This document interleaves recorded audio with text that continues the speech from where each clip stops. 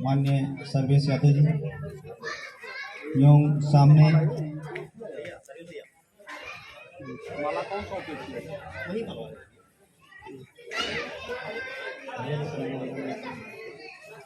माननीय भागीरथ पृथ्वी पटेल जी, मनोज कुमार वर्मा जी, संजय प्रसाद जी एवं सभी साथी से मैं अनुरोध करता हूं कि आप लोग बाबा साहब के चित्र पर बहुत सख्त माल्यार्पण कर श्रद्धा समर्पित करें। सभी साथी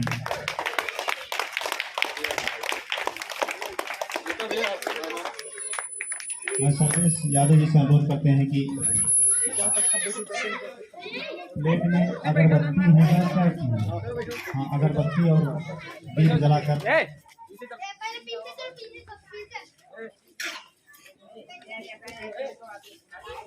बौद्ध जी के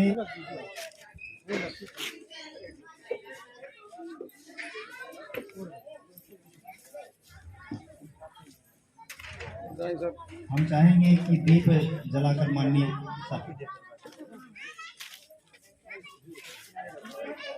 दीप और अगरबत्ती जला दे ताकि वातावरण सुगंधित हो जाए।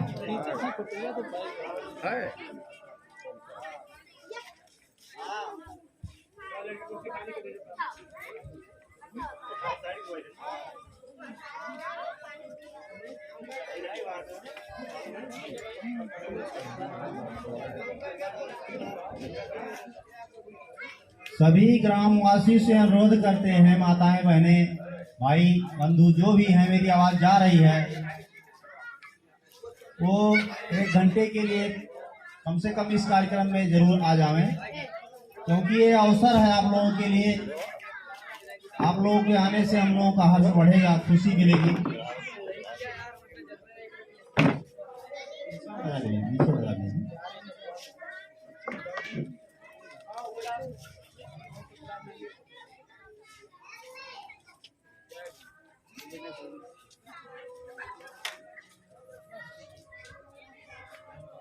जो भी साथी खड़े हैं कृपया अपना अपना स्थान ले लें।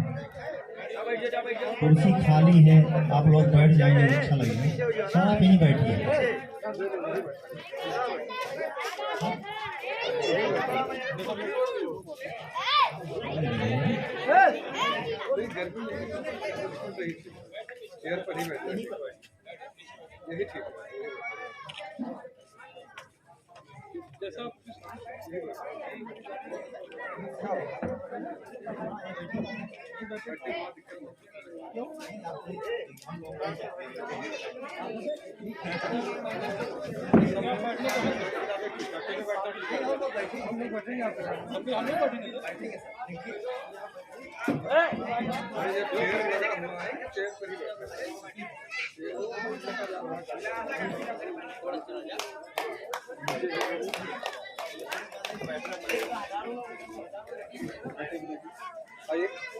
हम लोग इस कार्यक्रम में सहभागी हैं, हम लोग धन्य हैं। दुनिया को शांति का संदेश देने वाले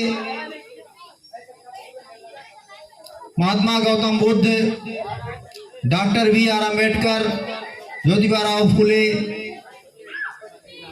एवं तमाम संतों गुरुओं को नमन करते हुए आज के इस कार्यक्रम में उपस्थित सभी अतिथियों का मैं स्वागत अभिनंदन करता हूं एवं आमंत्रित करता हूं इंजीनियर श्री मनोज कुमार वर्मा जी को, आप आवे। आप राष्ट्रीय किसान यूनियन के मीडिया प्रभारी भी हैं, अपने विचारों से अवगत कराएं। माननीय मनोज कुमार जी। धन्यवाद संचालक महोदय। आज विश्व रत्न बाबा साहेब भीमराव अंबेडकर जी का जन्मदिन है। जैसा कि साथियों हम लोग जानते हैं, बाबा साहेब ने अपने जीवन काल में बहुजन समाज के लिए, दलित और पिछड़ों के लिए पूरा जीवन समर्पित कर दिया है और विश्व का सबसे बड़ा संविधान बाबा साहेब ने दिया है। आज हमारा देश आज़ाद हुए काफ़ी दिन हो गया, 1947 में हमारा देश आज़ाद हुआ, लेकिन कुछ पाखंडियों और चाटुकारों के द्वारा हमारे समाज को बार बार छला गया, ठगा गया। आज तक भी बाबा साहेब के द्वारा जो संविधान बनाया गया उसका कुछ प्रतिशत अंश जिससे कि उस सवर्ण समाज का भी लाभ है उसको छोड़ दिया जाए, तो बहुजन समाज को जो भी संविधान में उत्तरदायित्व दिया गया उस उत्तरदायित्व को आज तक लागू नहीं किया गया। साथियों, हम मानते तो हैं अपने महापुरुषों को, जानने की कोशिश भी करते हैं, लेकिन कभी उनके जड़ और तह तक जाने की कोशिश नहीं करते हैं कि आखिर ये व्यक्ति था कौन, किया क्या और हमारे लिए इन्होंने क्या किया, हम इनको माने क्यों। हमारा समाज इस देश में सबसे बड़ा समाज है, 85% की आबादी हमारी आबादी है, फिर भी हम हमेशा संविधान लिखे जाने वाले उस पार्लियामेंट से हमेशा दूर रहते हैं। सिर्फ इसका कारण एक है कि हम अपने इन महापुरुषों को कभी पढ़ते नहीं हैं, इनके बारे में कभी जानने की कोशिश नहीं करते हैं। अगर हम इन महापुरुषों को पढ़ लेंगे, इनके बारे में हम इनके तह तक जाकर के जानकारी ले लेंगे, तो निश्चित रूप से आप कभी भी इन मनवादियों को कभी वोट करके आप पार्लियामेंट में भेजने का काम नहीं करेंगे। साथियों, बाबा साहेब भी कहा करते थे कि ये समाज, सवर्ण समाज कभी भी बहुजन समाज का हित न किया है, न कर रहा और न करेगा। ये सिर्फ हमको आपको बेवकूफ बनाने का काम करते हैं और पार्लियामेंट में जाकर के बैठ करके हमारे अधिकारों को, यानी बाबा साहेब के द्वारा दिए गए अधिकारों को छीनने का काम करते हैं। हमको बाबा साहेब के जन्मदिन पर एक प्रेरणा लेने की जरूरत है।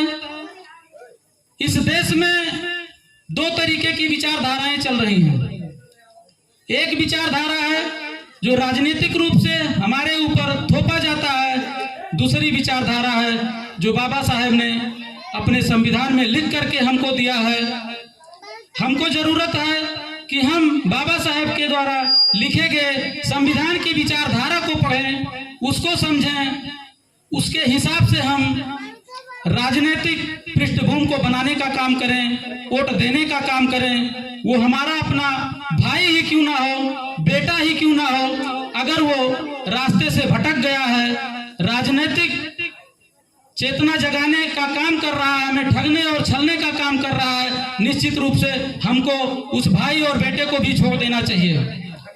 आज हमारे समाज के काफी लोग भारतीय जनता पार्टी से जीत करके पार्लियामेंट में बैठने का काम कर रहे हैं, लेकिन वही लोग क्या हमारे बारे में बोलने का काम करते हैं? आज तमाम वैकेंसियां आ रही हैं, आप लोग देख रहे होंगे, बाबा साहेब के द्वारा दिया गया वो आरक्षण क्या हमको मिल पा रहा है? जब चुनाव आता है हम ये जोड़ लेते हैं, ये इस बिरादरी के हैं, वो उस बिरादरी के हैं, वो हमारे मामा के लड़के हैं, मौसा के लड़के हैं, हमारे भाई हैं। इन सारी चीजों को जोड़ते हुए नात रिश्तेदारी जोड़ लेते हैं और वोट हम ऐसी जगह पर कर देते हैं जहां से हमारा शोषण होता आया है।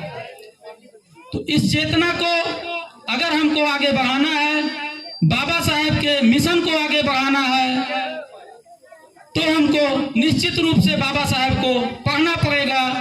जब तक हम पढ़ेंगे नहीं, तब तक हम ना तो बाबा साहेब के मिशन को आगे बढ़ा पाएंगे, ना तो हम अपने इस समाज को आगे बढ़ा पाएंगे, ना तो हम अपनी आने वाली पीढ़ी को मजबूत कर पाएंगे। साथियों, समय काफी हो गया है। आपके बीच में हमारे बहुत ही अच्छे वक्ता आए हैं।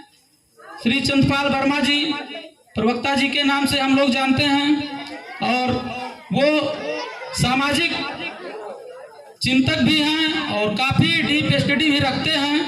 तो हम अपना बाकी समय आपको देना चाहेंगे। इसी के साथ हम अपनी वाणी को विराम देते हैं। नमो बुद्धाय, जय भीम।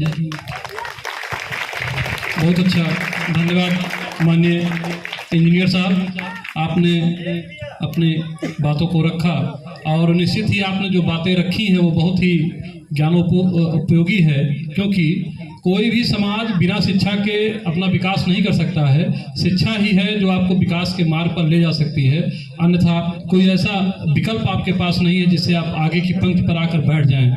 आइए आगे के क्रम में श्री भागीरथी पटेल जी, जो कि पूर्व प्रत्याशी रहे हैं।